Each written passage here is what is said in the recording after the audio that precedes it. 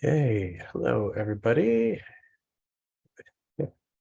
Enjoying Raf's cat in the background. Excellent. All right. Well, it's lovely to see everybody, and lovely to see that it's not so dark for Richard right now, because Richard is in Brooklyn, just on the other side of this borough. Um, yeah, I'd like to apologize just to everybody for the snafu last week. And yeah, apologies for that. And welcome to Mahamudra for the People. That's what this is. And today, things are going to be a little different in the sense that I'll be offering some pointing out instructions this Tuesday, today, and also next Tuesday. And this kind of comes at this request that Richard really kindly made a couple of days ago. And yeah, and it felt good to just, we'll do it and see how it goes, and then do it and see how it goes again next Tuesday. Thursday of next week, I will be in the morning entering into a 9-day dark retreat. So I won't be able to be back here until after that. And then actually we'll be on vacation a little bit in Nova Scotia with my wife and kids and I, exploring the burned up, flooded island that is Nova Scotia, due to all of the kind of weather anomalies. So yeah, maybe we could take a little bit of time to just settle, just practicing very loosely in a relaxed way. Can't see anything without my glasses. Allow yourself, and no pressure, right? We're not doing the pointing out instructions yet. So just, allow yourself to be really relaxed and comfortable, at ease. And up until, well, really, as you settle, right? Settle your body like a mountain. Allow your breath to be really natural. We don't need to get involved in complex hatha yoga or stuff like this, pranayama techniques.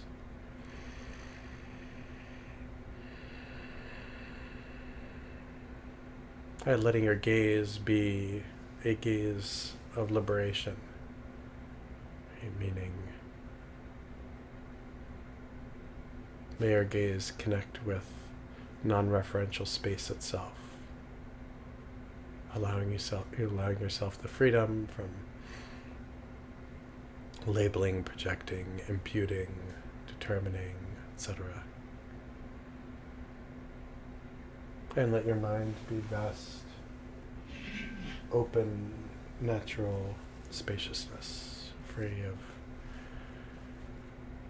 religion, free of ideas, free of rigidity, free of oppression, free of nonsense. Just being as it is. And I'll sit like this for a little bit.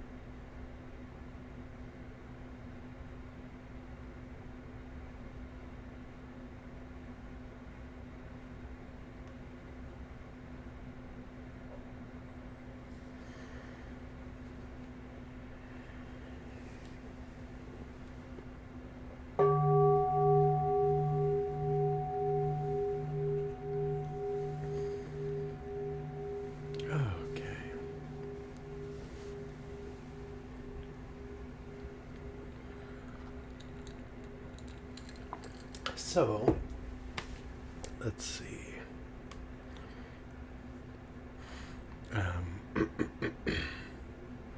Perhaps everyone can not face the camera, face space, right? Face some kind of, orient yourself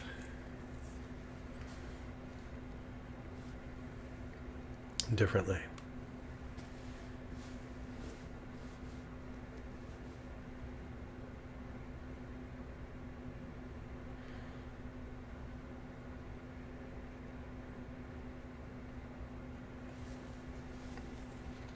None of this is meant to be performative.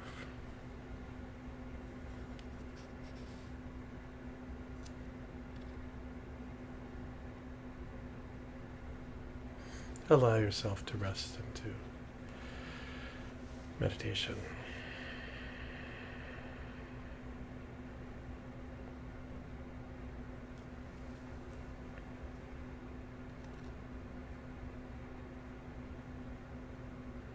Allowing yourself to settle.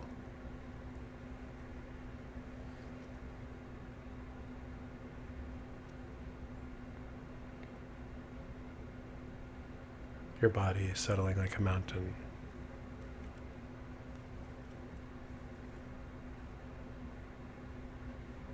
Your breath relaxed.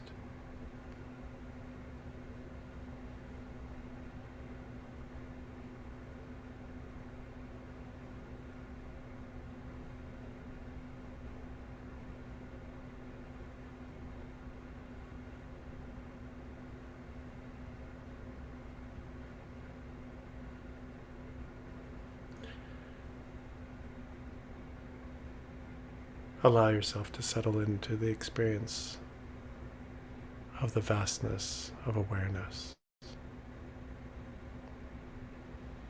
with no center or edge.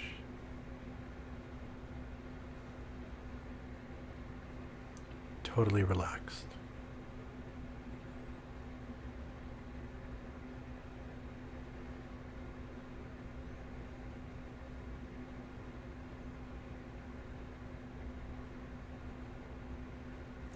Look directly into this experience of appearance and emptiness.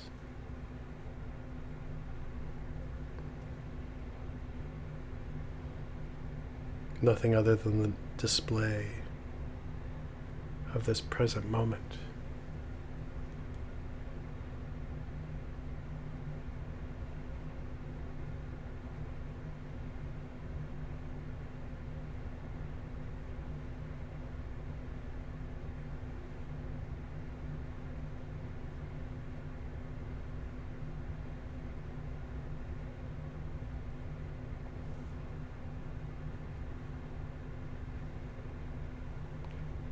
This is all there is.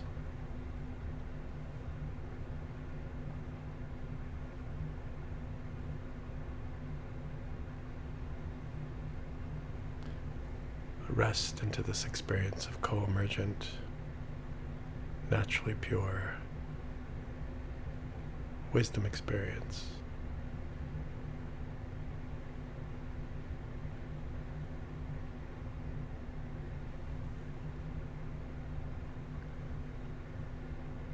This is the great bliss realm of Dharmakaya.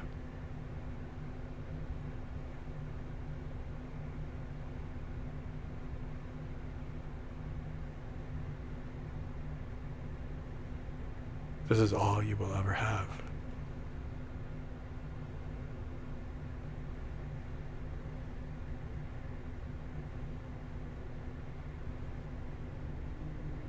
When your breath stops, this is all that there will ever be.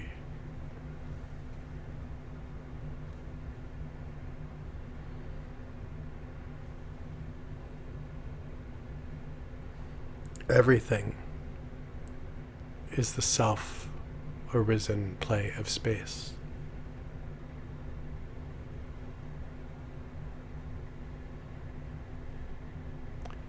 the self-arisen play of space, is the Guru.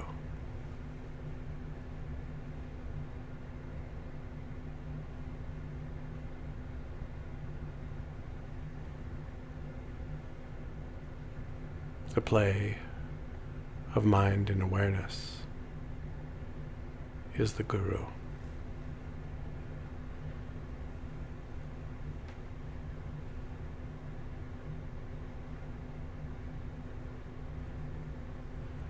The Guru is your own mind.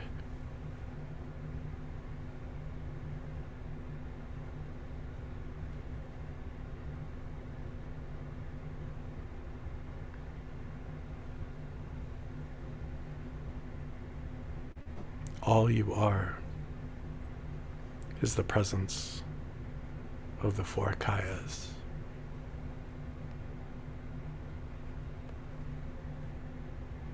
Don't look anywhere else.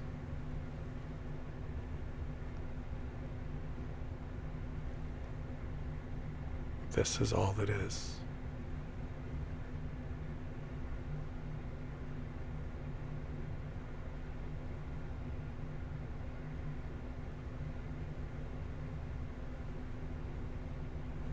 This is the nature of all things.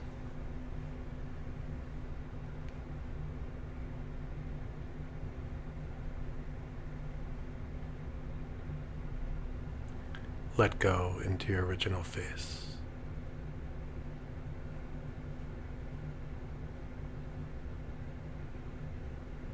Let go.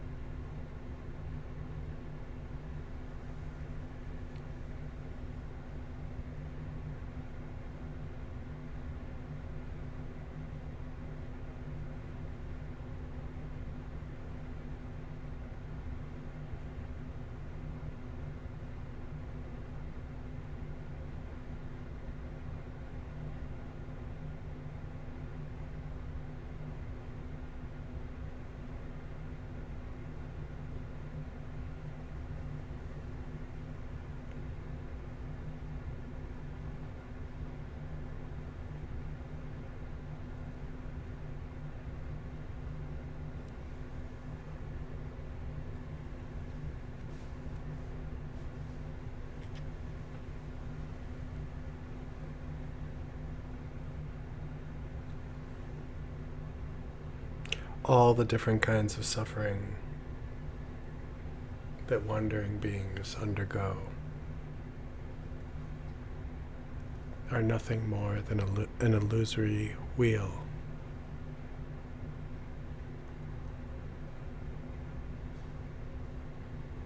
From the moment all beings appear, they are nothing but the mandala of the stainless clarity of awareness.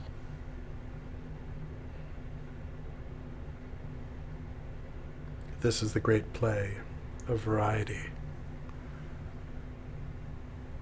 the play of bliss and emptiness.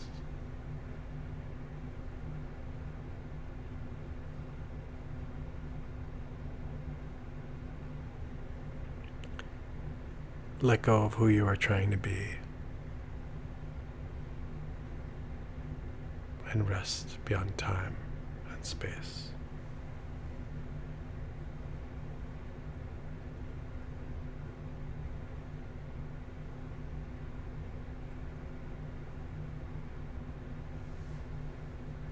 Rest into the natural display of the unfabricated, unceasing, unborn self-radiance of your natural face.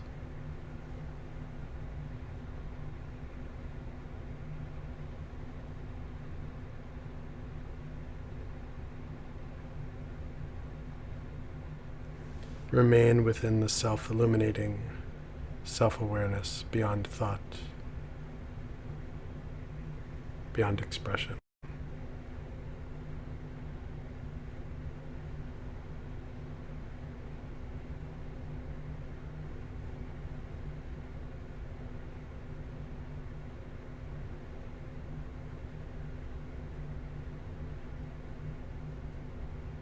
Experience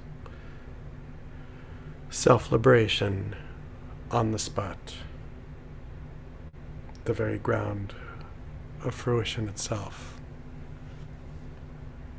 the very essence of Mahamudra and Maha'ati.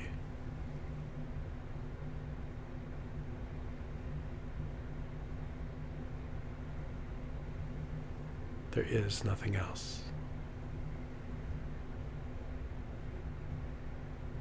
How could there be?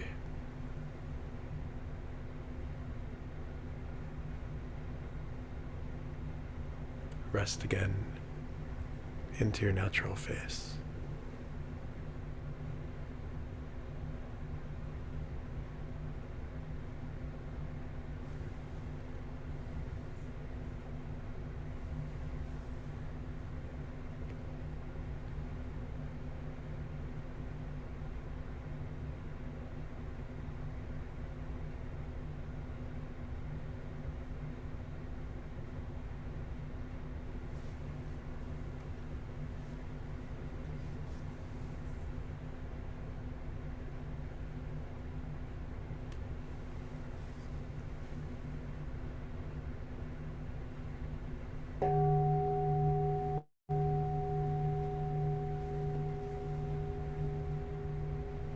And take a moment to rest and feel.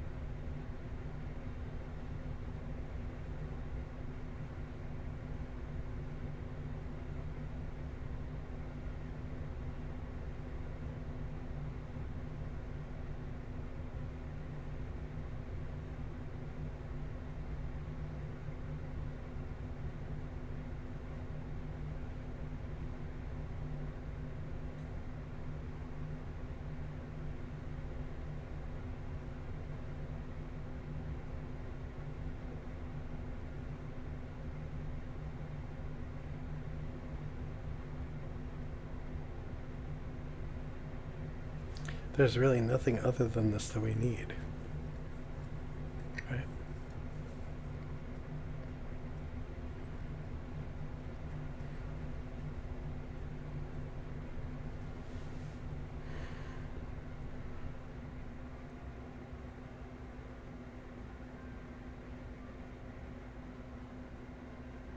I'm curious if anybody has anything they want to say.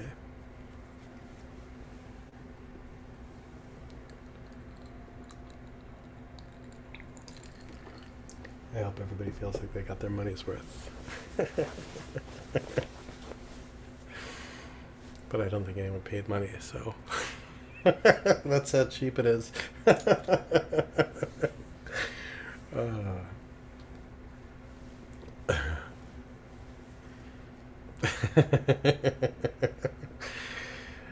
sending you the money. I'm sending you the bill, Casey.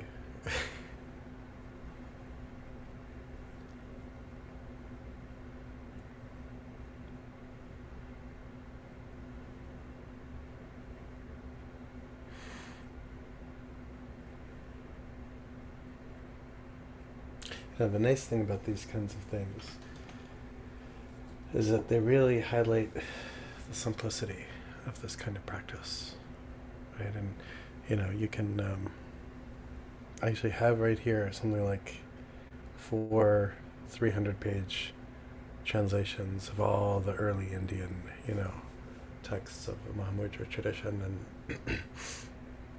and they're all great, right? But all we need is one.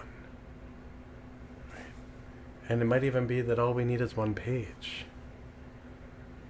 We don't need all of it.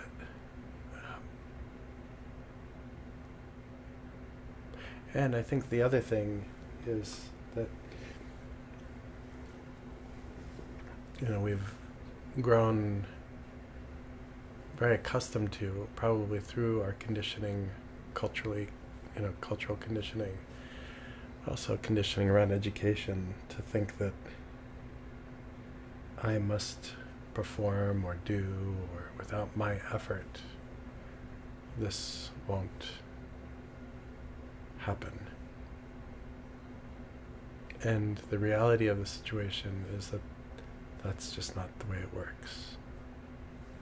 The mind liberates itself because the mind is already liberated.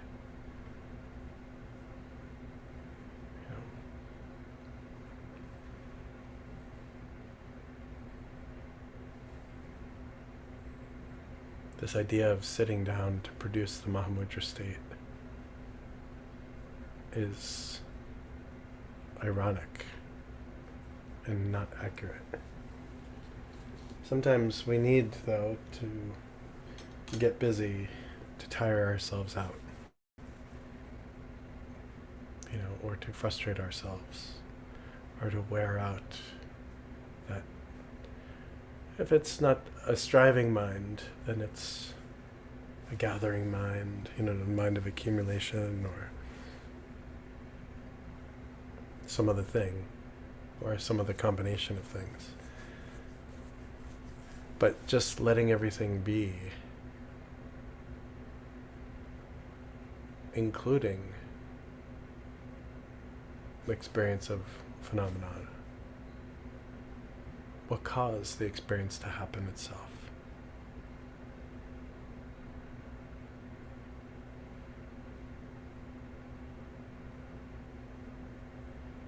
And Mahamudra is not particularly complicated. But it gets complicated when we complicate it.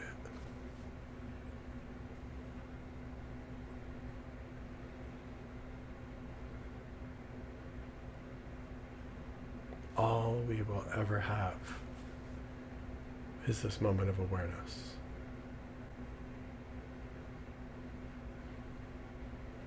And this moment of awareness is the moment of awakening. It is the four kayas. It is Samantabhadra, or Dorje-Chang, or Guru Rinpoche, or Milarepa, or the mind of all the Karmapas, or the mind of all the Gyaltsen Rinpoches, or the mind of all the Mahasiddhas.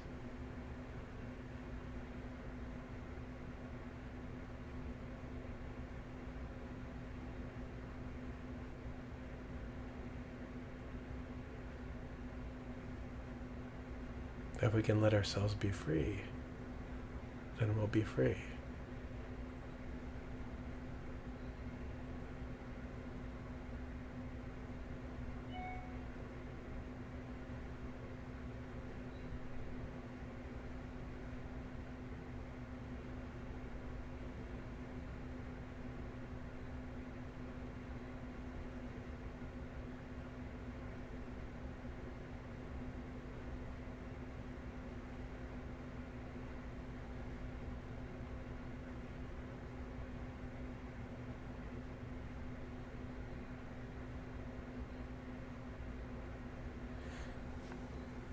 And some of the most important work, though, is protecting this experience. and protecting it in an intuitive way, not in a like analytical way, because immediately like the analytic mind is like, well, what needs why does this need protection? And it's vast. It's true, but like in the introduction, like the very very first cycle of instruction or aspect of instruction in the Karma Nintik is this mind training around the 7 different ways of training or habituating the mind towards bodhicitta. And one of these is to remember the magnitude of our conditioning. Right? And so Mahamudra is funny because, it's like we're very slippery people. When we practice Mahamudra, we're able to slip out of the problem. In college, I had a yoga teacher who was telling me he learned yoga in order to get out of handcuffs, because he used to also sell, this was a long time ago, earlier when he was young, he used to sell marijuana, and so he wanted to learn yoga to be able to kind of get out of, especially when his handcuffed from behind, to be able to get out of the handcuffs. And so this is what we try to do, right? We try to get out of the handcuffs of conceptual thought. We get out of the handcuffs of religious systems, right? Get out of the handcuffs of gradual awakening. Because as we just experienced, all we need to do is open up to this direct experience. And this is one of the things that pointing out instructions help us with. They cause the cognitive dissonance. And wait a minute. Maybe this is my natural state. This is my natural state. This is my original face.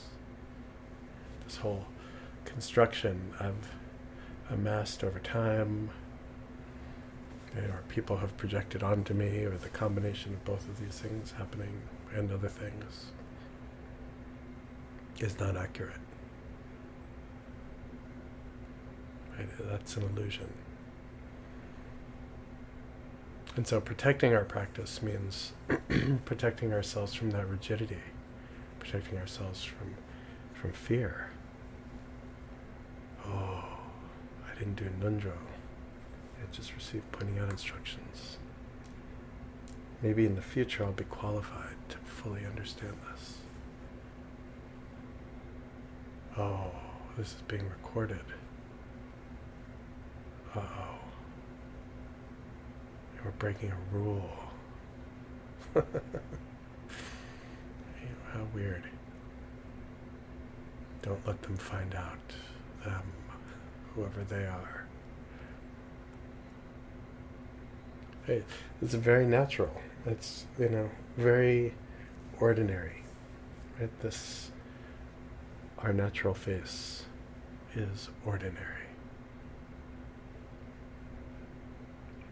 Every being has it. And so, because of this, maybe we can liberate ourselves from all of the intense structures, hierarchy that either we struggle with, or we hide behind, or we profit from. None of that matters. And this is what the Mahasiddhas were really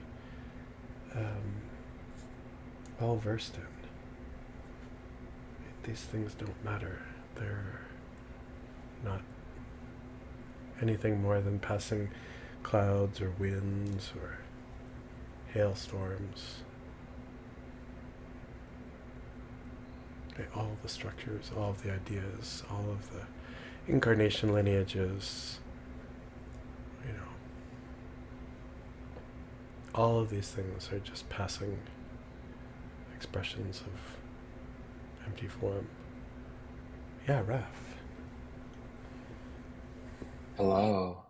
Thank you for this teaching. I was wondering, just everything that you're saying really resonates with this Zen poem from a Zen nun that I've actually used in chaplaincy a lot, and I was wondering if I could share it. Uh, Yeah. cool. I brought enough for the class. Um, cool. Um, but yeah, it's just really resonating right now. Don't you know that afflictions are nothing more than wisdom, but to cling to your afflictions is nothing more than foolishness? As they rise and then melt away again, you must remember this. The sparrow hawk flies through Scylla without anyone noticing. Don't you know that afflictions are nothing more than wisdom, and that the purest of blossoms emerges from the mire? If someone were to come and ask me what I do, after eating my gruel and rice, I wash my bowl. Don't worry about a thing. Don't worry about a thing. You may play all day like a silly child in the sand by the sea, but you must always realize the truth of your original face. When you suffer the blows delivered by the patriarch's staff, if you can't say anything, you will perish by the staff. If you can say something, you will perish by the staff. In the end, what will you do if you are forbidden to travel by night, but must arrive by dawn? Yeah. Thank you, Raf. Thank you. And I'm curious as well if that brings up any specific connections or thought forms for Mahamudra practice. Oh, I think it aligns perfectly well. Yeah.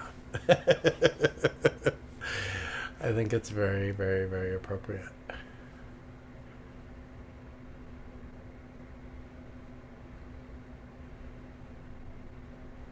Yeah, I think, again,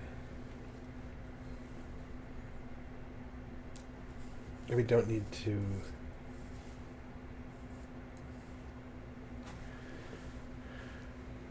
create any busyness outside of just settling. This doesn't mean don't be busy, because you can be in the most busy place and settle into that.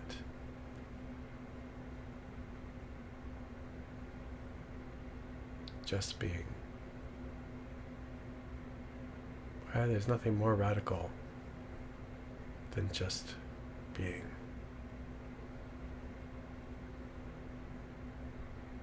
And I guess that's one of the things that I find challenging sometimes with this practice and practice in general, which is the conception I have that, something extraordinary must be on the other side, or I'll know that I'm doing it right, all these different things when, you know, I've been fortunate enough to have a few experiences that, as insane as it seems to a past version of me, it's like, no, it really is this mundane. Yeah, or yeah, I mean, it's this mundane or this ordinary or this Hmm. uh,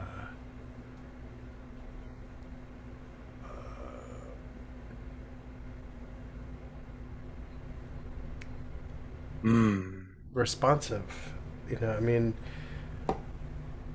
it holds all things. It can be found in all things. It doesn't need to be.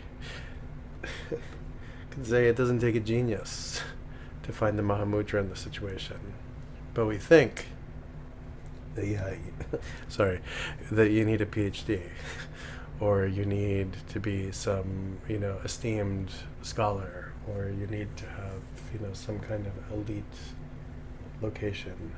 Um, and again, these are all just the fleeting tropes around which human beings organize themselves. And sometimes they're beautiful, sometimes they're oppressive. Heat is beautiful for some people, heat is oppressive for others.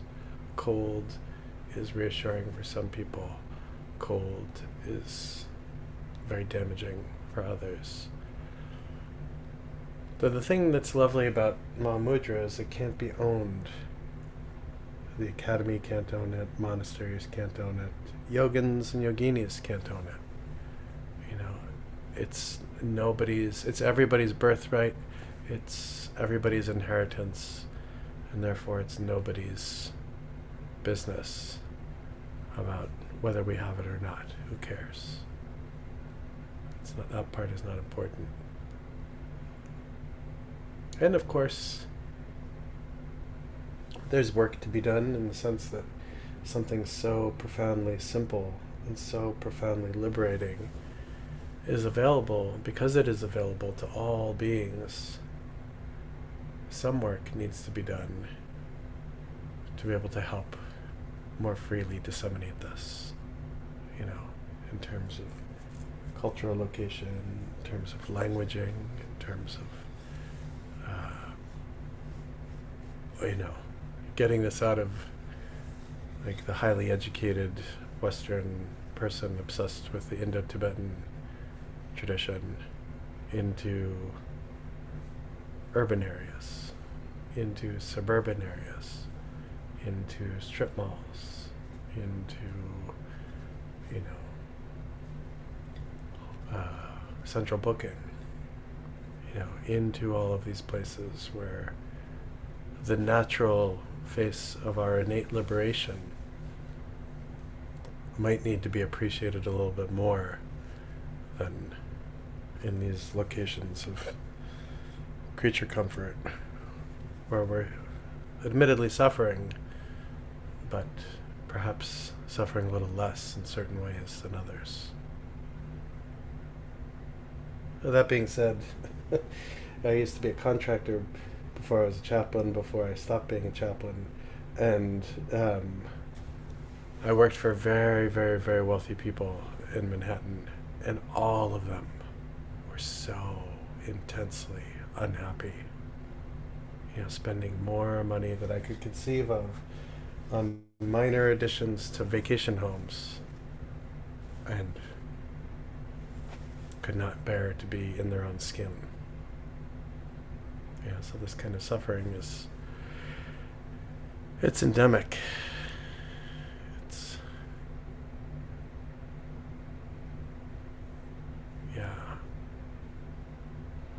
Yes, Eric.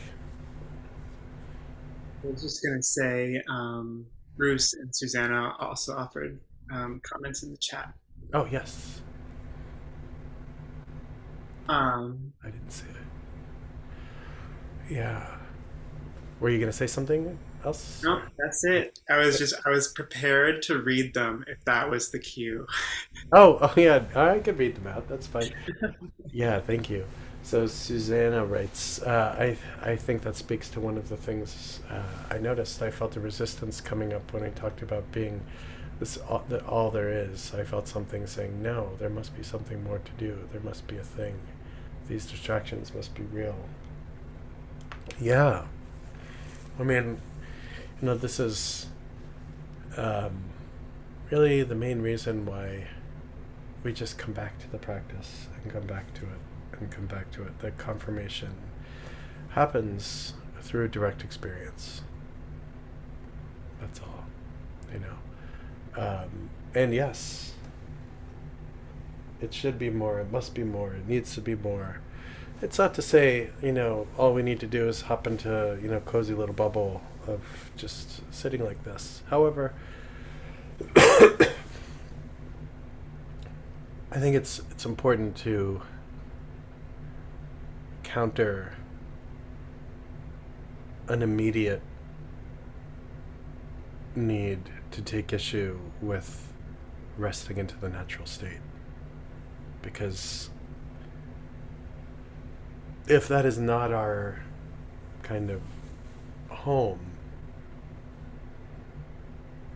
we're never going to be able to address everything else that needs to be addressed in a fully resourced way, because we're caught up in the externalization, caught up in how yes, there's injustice in the world that's not being denied by this, but when we fall back into our reactivity, we don't have the skills to be able to address these things as well. It's interesting too, because again, these basic contemplations around really feeling into the magnitude of our conditioning are useful, because when we begin to recognize how conditioned we have been around a materialist, mechanistic, capitalist view of perceiving phenomenon, that the idea of not having to do anything, and that this is already here and complete, runs anathema to a lot of the ways that we, quote unquote, solve problems on a daily basis. So this is really, again, it is an active revolution, just settling into this. Settling into the fact that everything is okay.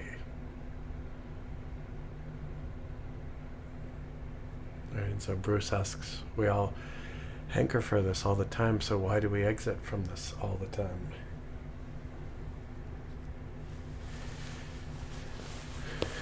Because the complexity and the suffering is a much more convenient, because it's easy and it's got brevity towards it, a way of reinforcing who I am. Right? When all of us can let go of who we are,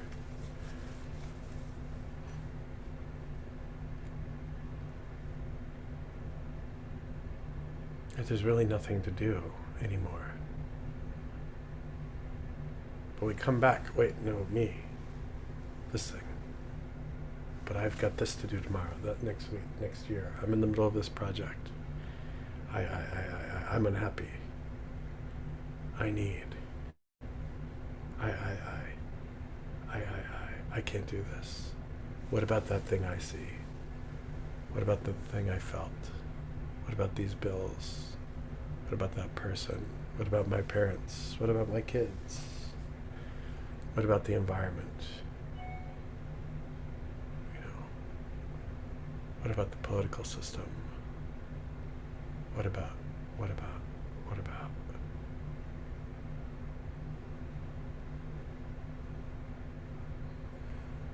Perhaps the real question should be, what do I need to fully let go? And why is that so scary?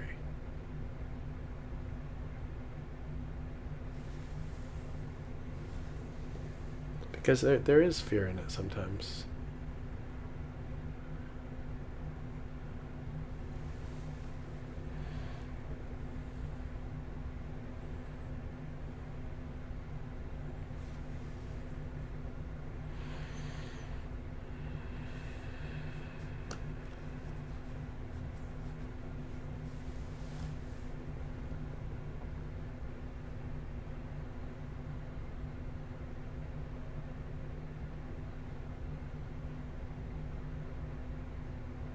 It's interesting. I did see the ad for this Mahamudra thing the other day, and my only response is going to be, what about your voice? Right?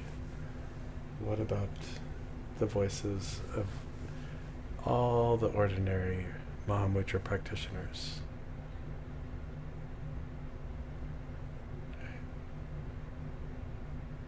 At some point, I brought this up to Eric a little bit earlier today. The other day, somebody reached out to me on Facebook Messenger and was like, "Oh, share with me the source of where you wrote all of these poems, because I'd love to read them, and I'd love to read the source text." And I was like, "Oh, like I wrote them. You should write them too." Right? Like, this is the problem I have, I think, with this kind of much more academic thing, is that the constant, like, anthologizing of Dharma instruction will never end. They'll just be re-codified,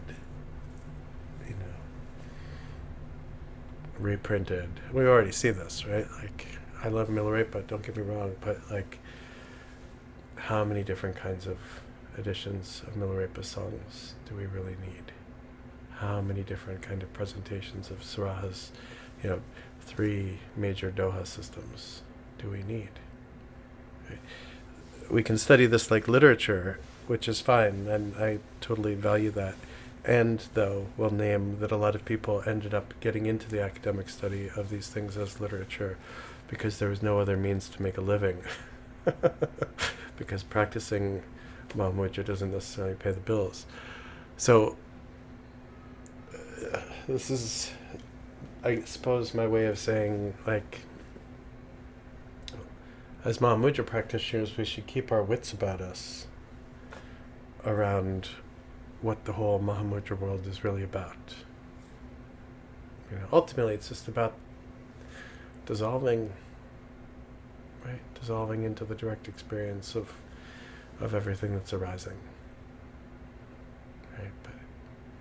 But if we all did that, then these publishing companies would not have an audience, and then they wouldn't, and they wouldn't have an audience, and then all of these, brilliantly trained people wouldn't have a reason to get involved in all their stuff. But what about, as long as we still have them, the gas station attendant, right? Or the person working in the bowling alley, or the person in a jail cell, or the person working in a daycare, or any other kind of person. Right? This is where I think the contemporary Mahamudra tradition fails, is that it forgets or has forgotten the very uncomfortable source that it has had in the Mahasiddha tradition, where people are pointing out, this is not just the stuff of academics. This is not just the stuff of people on college campuses. This is not just the stuff of well-read armchair Buddhists. This is the stuff of every sentient being, regardless of class, regardless of caste, regardless of location. And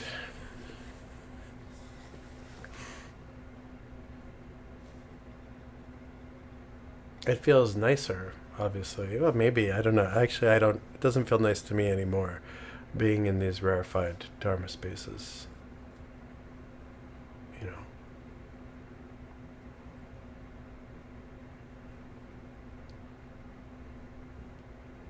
The thing about even Sujata Karma, right, our Buddha nature, is that its mere existence has to ask us about all of the formality involved around just being.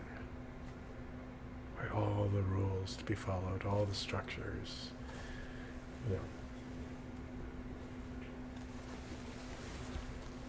And, we also need to, I suppose, ask ourselves, what is our role in all of this as well? Right? If each one of us mastered this, which each one of us can, what a message that would send to the rest of reality. And all of the people, all of the circles, right, around which we interact. Just ordinary, going to the grocery store, walking past people on the sidewalk, going to a park, petting a dog or a cat. But then there's, of course, our workplace, or our society, our political structures.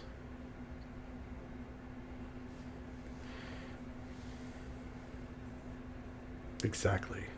What does mastery of Mahamudra even mean? or look like? Yeah, it's a good question. It means getting totally free. It means, you know, melting outside the lines.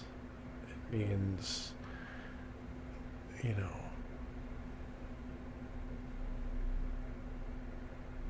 freeing ourselves from conventional forms of communication and structured thought and being. It means being free.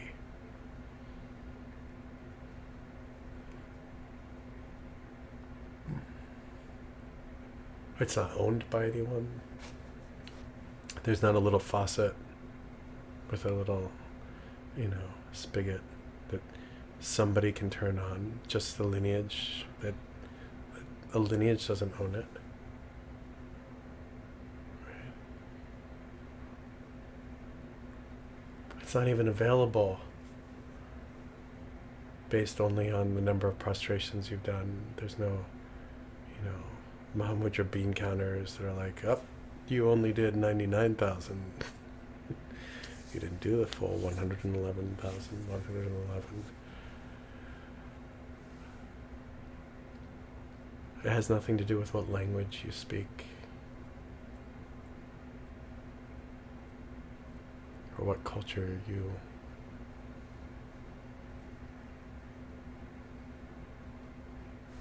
what your home or host culture is. Doesn't matter if you've been to Tibet or India or Nepal or Bhutan. Doesn't matter if you have had momos or not. Doesn't matter if you even belong to a Dharma center. Right? None of that has any bearing on our fundamental, free, open, naturally perfect, spontaneously liberated mind. How could it? Hey, how could it?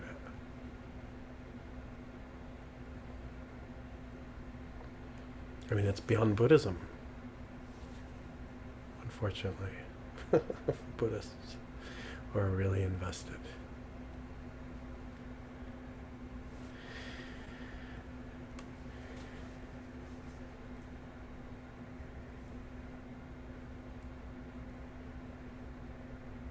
Well, yeah, I mean, Raf I want to ask what liberation feels like, but it seems like that'd be like trying to explain the taste of honey to somebody who's never had it before, which also assumes that you've tasted honey and I haven't. Yeah, I mean, this is the thing. The relative experience of these things is always going to be different. And there's also a line that is very similar to this in a lot of texts, which is like, it's like literally trying to do that.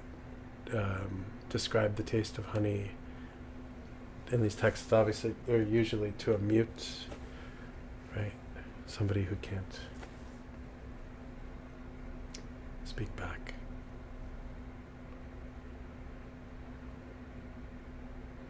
And that part might not even matter so much. I think the thing that matters the most is the constancy of the liberating factors always being present in everything that happens. I mean, I will say, like, when I worked for New York City Department of Correction, I would try and bring this to people. But before I worked there, when I volunteered there and was only working with people in custody, I really tried to bring this to people in housing areas. This sense of break from samsaric conditioning, and there were certain moments where, like, I could tell that people were having experiences that were experiences of increased freedom, right, in those moments. And it was actually oftentimes with young adults. So I worked a lot with young adult men who were 20 to 23, 24 years old, and offered meditation for them. And I would actually try and just do it one-on-one, because I think this is also kind of like more of the Mahasiddha way, right? Just one-on-one, getting to talk, understand what some of this situation is, and then asking them to settle into meditation, settling with them, and then offering instructions organically based on, what seems to be alive for them. And, anyway, this is, if these moments of freedom can be experienced by people who are 21, 22, maybe caught in a much larger kind of RICO style, like, court case, where a whole bunch of people have been rounded up in a whole community, and you don't even know why you're there. That's a good sign for the rest of us, right? That means that this is available to us too.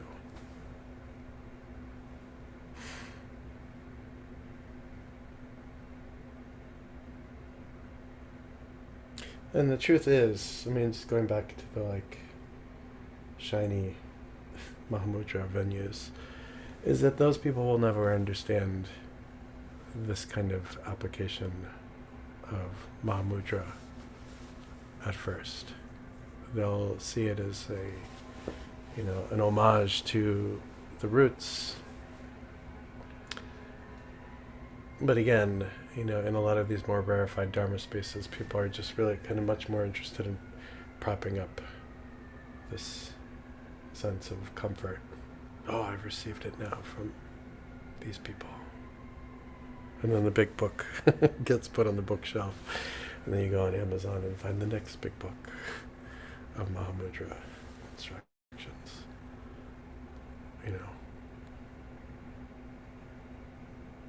So, practicing simply is important. Loosely. Freely.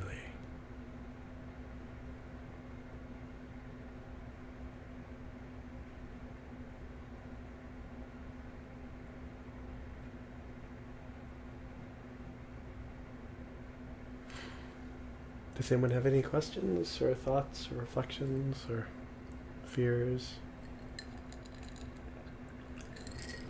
anxieties?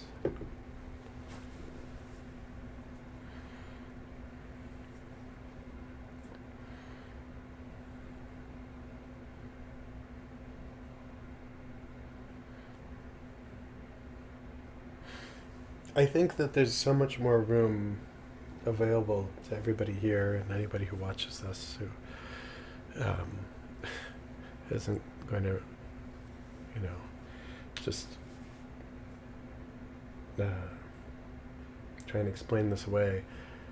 There's a lot more room for us to be able to manifest this and what comes after this. All we need to do is do it.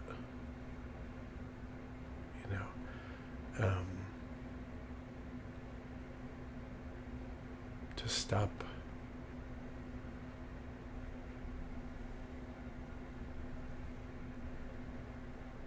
feeling like we're in a down power position and just practice the instructions and do. To basically run with it.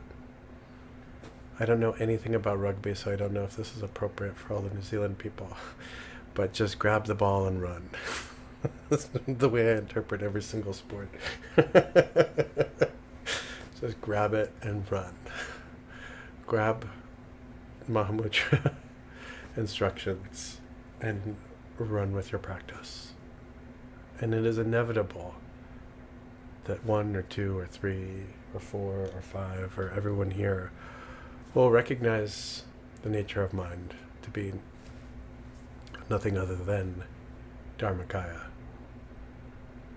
And then everything, that realization will be indigenous to where you are, right? To Pennsylvania or to Oregon or to British Columbia or to New Zealand or to Brooklyn or, wherever we find ourselves. Right?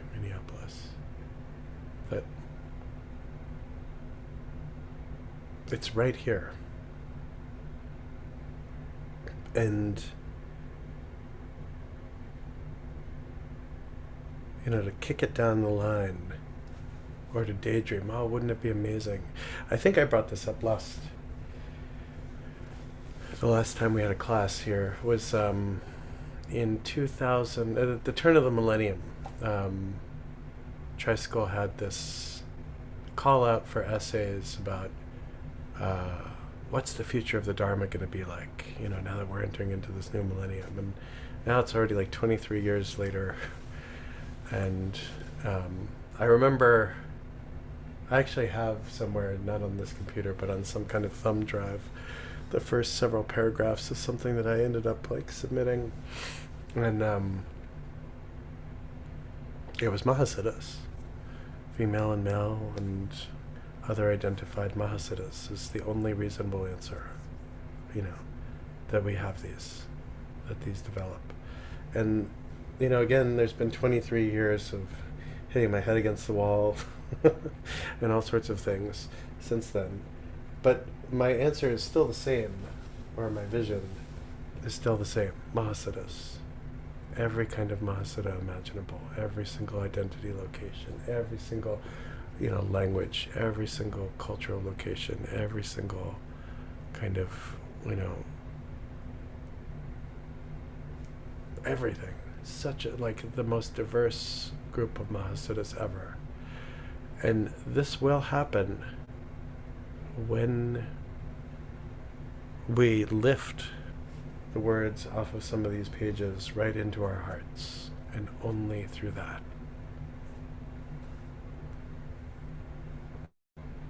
We don't need to buy all of them. We don't need to even, we just need to practice the simple instructions. And what do we experience when we do that is mind. And this is all we have, this experience. Mind and awareness. Its relationship to appearance, its relationship to space, its relationship to time, its relationship to memory, its relationship to projection, its relationship to labeling, its relationship to hope, and its relationship to fear. Every time we sit, this is all we're doing. Every time we move, this is all we're doing. And just going, and keeping on, and keeping on, and lighting other people's, butter lamps, as it were, right? Pink, pink, pink.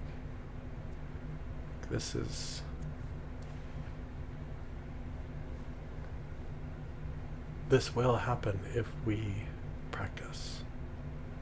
If we don't practice, this will never happen.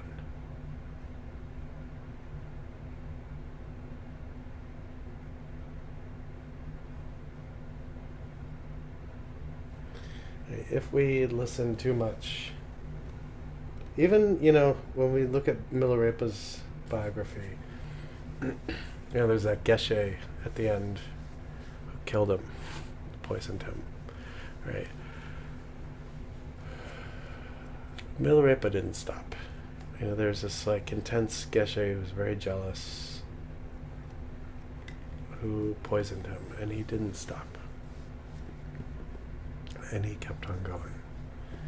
Right? We have to be careful not to let ourselves poison ourselves with doubt or the sense of, who am I? Because, Milarepa, who is he? Who was he? And even at the end of his story, one of his students, Saban Repa, had said to him, while he was dying,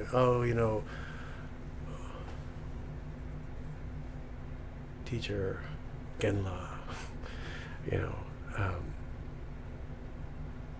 or Yogi La, or Repa La, whatever. Please tell us who you're the reincarnation of.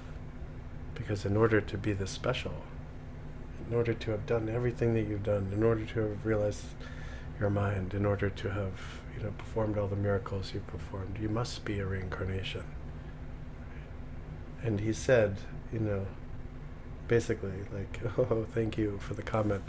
But, the problem with your way of thinking is that it completely denigrates the efficacy of Dharma. Dharma liberates. Dharma will liberate you in one lifetime if you practice. Right? When we fall into the narrative of, oh, but you must be a great being, that's why you're able to accomplish this, then you cheapen the Dharma. And I suspect that all of us, myself included, have fallen into this kind of trap.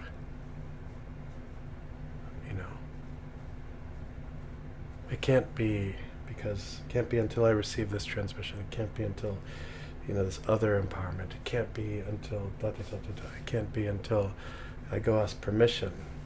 That's crazy. Permission to realize that which was naturally perfect from the very beginning. Permission from who?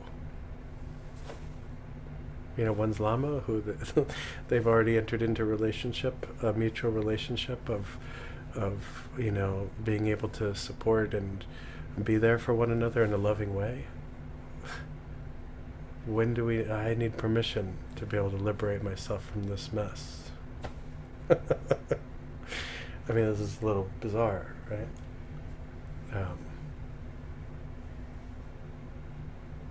Right, so this idea of, claiming our seat just by being with what is here. As ordinary as that might be, or as extraordinary as that might be.